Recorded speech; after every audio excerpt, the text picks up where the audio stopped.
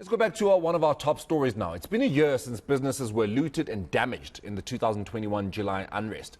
Over 200 malls were targeted and thousands of businesses attacked.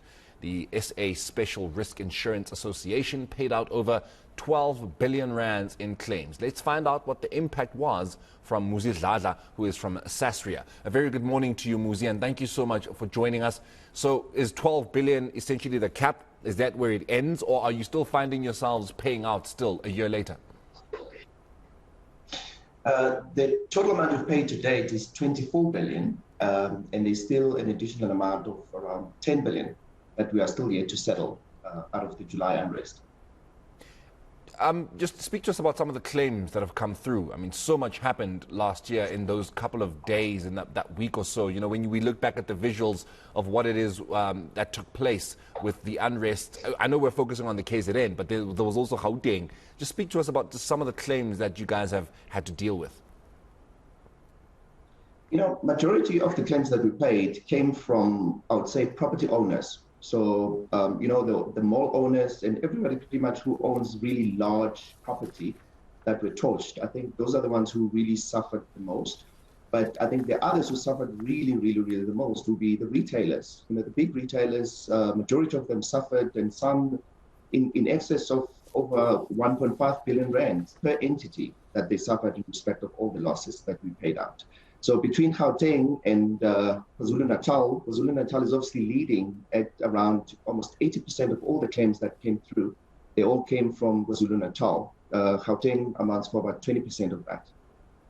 This is not something that you'd want to bring up, Muzi, in a conversation of this nature, but it is a reality. You know, you would get those individuals, those entities, I would imagine, that are trying to perhaps swindle the system, you know, entities and individuals that want to get something that they don't necessarily deserve. Have you come to find entities or individuals who have tried to claim what they should not be claiming? Yeah, we have. And I mean, that is just pretty much a normal thing in the insurance industry, to have opportunistic people who try to claim.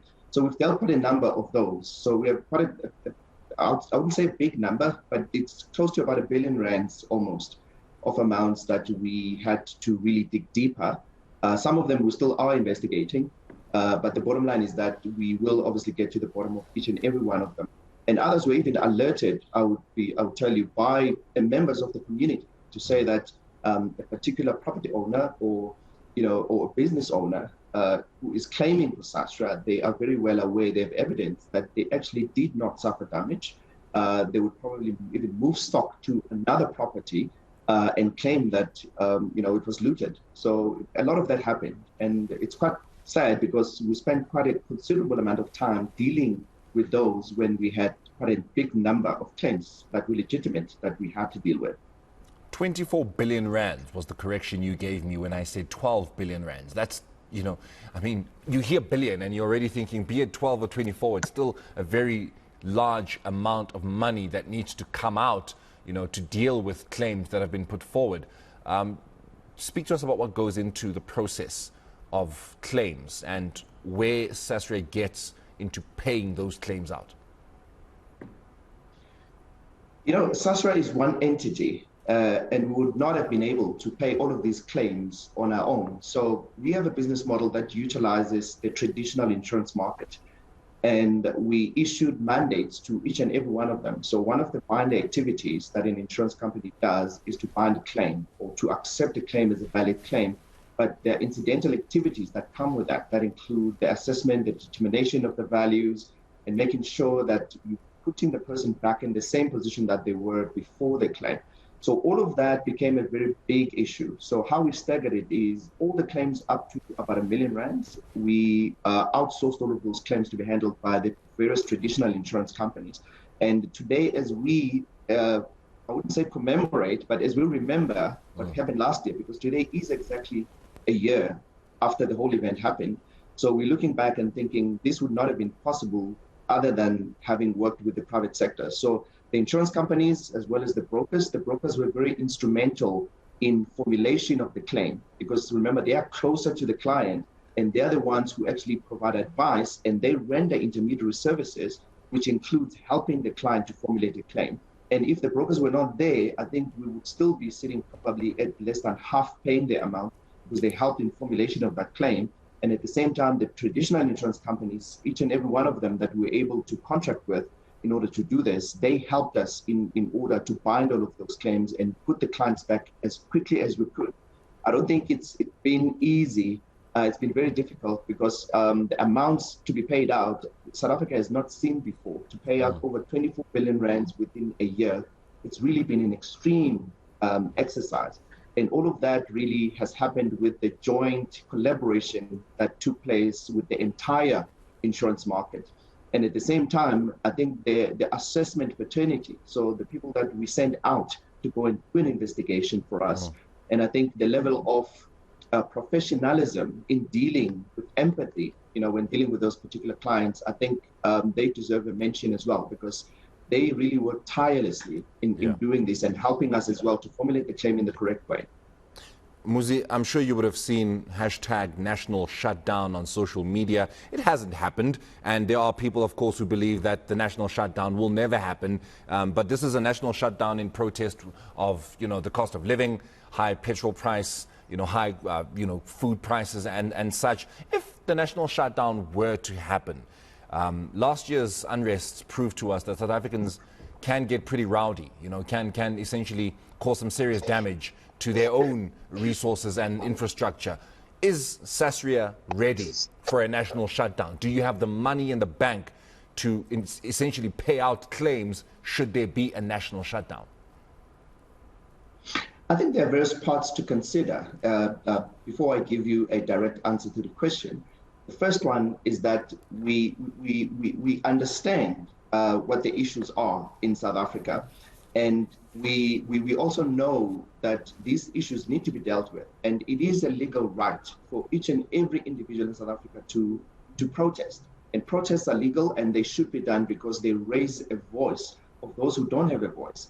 But at the same time, the minute it escalates to violence, it escalates to looting, and the one that is really the worst is after the entire building has been looted, then individuals would go and they would strategically, at very strategic points, torch the building in such a way that it collapses and everything that stands in that, it falls flat to the ground. Now, that is the one thing that I think a lot of awareness, not just awareness, but a lot of discussions need to come out of that, because that does not speak to the issues that have been raised. That does not speak that we are poor. That does not speak that we want to be heard. Because the very same community members, like you have seen now, particularly in KZN, in one of the malls that we visited last year, we realized that more than 3,000 people had lost their jobs. The Taxi Association was unable to transport people to the same mall. And if you look at the impact and the ramification of that, I think it's that level of awareness that we are wanting to raise.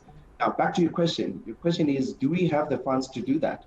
We have received a capital from Treasury. And I like to use that it's capitalization of the entity rather than a bailout, because SASRIA as an entity has not really needed a bailout necessarily, because we've paid quite a lot of taxes. If you include the taxes and the dividends we've paid out, it's in excess of around 50.7 billion back to the state. So pretty much, we are that entity that sits in the middle.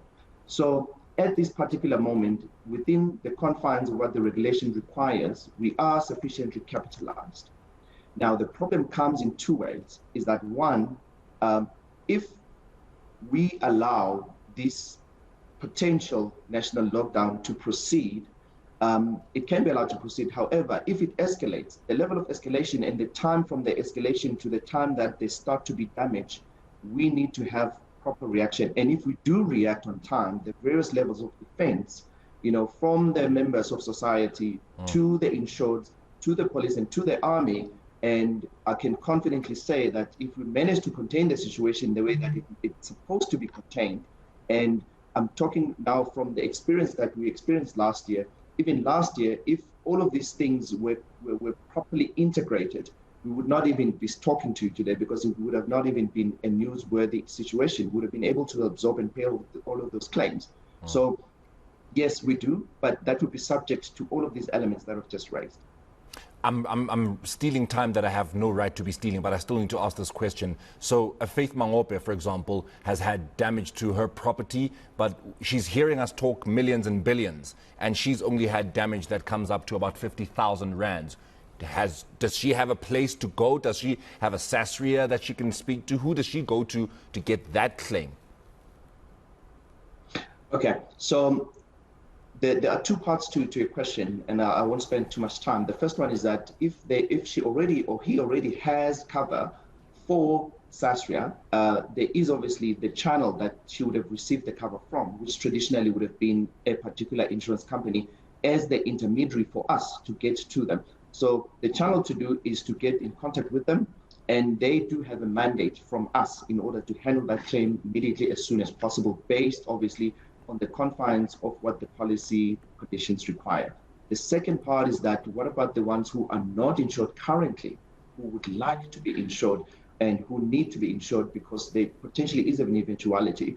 There is a discussion around that. We've started some other alternative distribution mechanisms to create easier ways for individuals, particularly the ones who are not so sophisticated and the ones who are of lower LSM or smaller businesses, that it becomes easier for them to do business with SASRIA. Muzi, thank you so much for letting us in and helping us understand exactly, the workings, the ins and outs of, insurance payouts and what exactly it is you guys have been dealing with. That is Muzi Dladla, of course, from the South African Special Risk Insurance Association.